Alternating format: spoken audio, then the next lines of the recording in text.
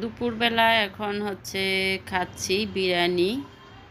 যদিও এই বিরিয়ানিটা আমি রান্না করি নাই, আমার পাশের এক ভাবি রান্না করেছেন, তো আমাদের বাসায় দিয়ে গেছেন। আমরা বাসায় ছিলাম শুধু আমি আর আহানাফ, মানে আমার ছোট ছেলে। আমার বড় দুই ছেলে হচ্ছে গ্রামের বাড়িতে গেছে বিয়ের দাওয়াত খেতে। তো আমিও আবার আজকে মুরগি রান্না করেছি আর হচ্ছে পোলাও করেছি।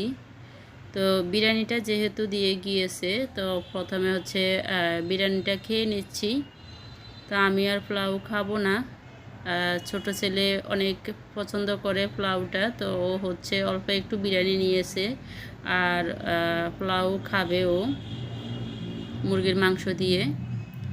তো আমি বরাবরই বিরিয়ানি খুব বেশি পছন্দ করি। বিরিয়ানি রান্না খুব ভালো হয়েছে, খুব মজা করে খেয়েছি।